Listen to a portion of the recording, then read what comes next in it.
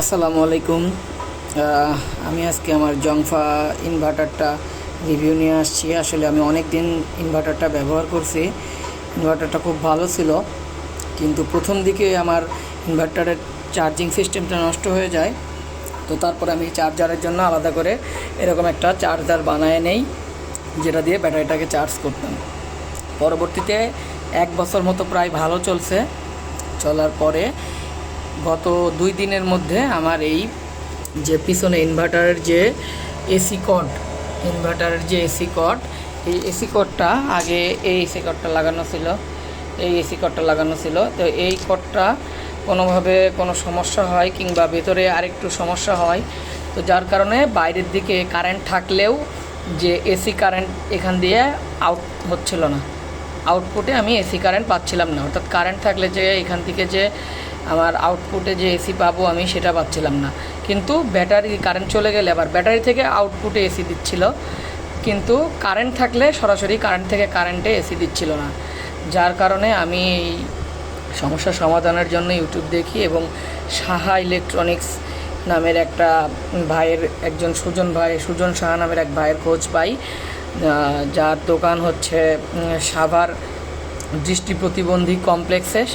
তো সেই কমপ্লেক্সের দোতলায়। তো আমি আজকে তার কাছে নিয়ে গিয়েছিলাম।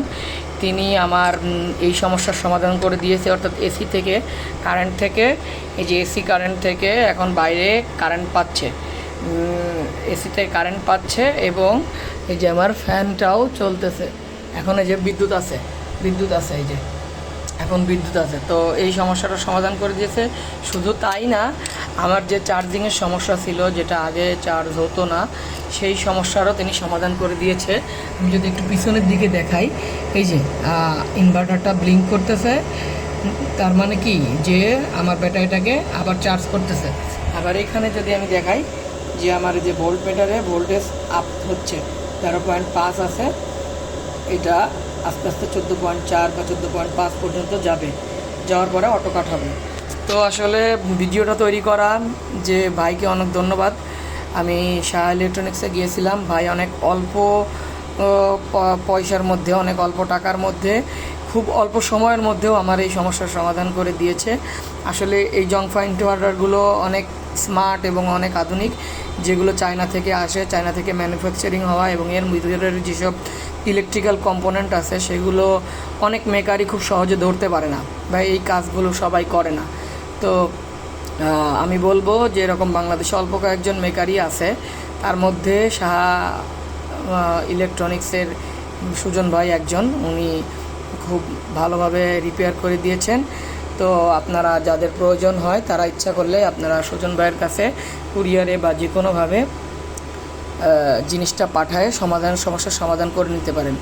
আর সমস্যা যেটা আপনারা মনে করেন যে 2500 বা 3000 টাকা দিয়ে একটা ইনভার্টার কিনে সেটার পিছনে হয়তো 1000, 1500, 2000 টাকা খরচ হবে, আসলে ব্যাপারটা তা না। কম্পোনেন্ট যা লাগবে আপনি সেরকম দামই দিতে পারবেন এবং খুবই অল্প পয়সার মধ্যে আপনার এই জিনিসটা আপনি সেরে নিতে পারবেন।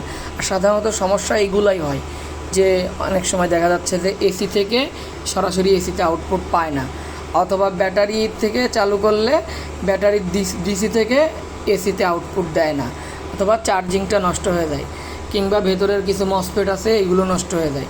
এই সমস্যাগুলোই সাধারণত হয়। তো এগুলো চেঞ্জ করার জন্য খুব বেশি খরচ হয় না, আপনার 500 থেকে 1000 টাকার মধ্যেই হয়ে যায়। তো সবাইকে ধন্যবাদ দেখার জন্য। আর আসলে ইনভার্টারটা নিয়ে আমি অনেক খুশি যে ইনভার্টারটা আমাকে অনেক দিন অনেক ভালো সার্ভিস দিছে, যদিও চার্জ হতো না মাঝখানে, কিন্তু তারপরেও অনেক ভালো সার্ভিস দিছে। তারপরে এসি আউটপুটটা নষ্ট হওয়ার পরে আজকে আবার সেটা আমি রিপেয়ার করতে পারছি। তো এই জন্য ধন্যবাদ সকলকে। আসসালামু আলাইকুম।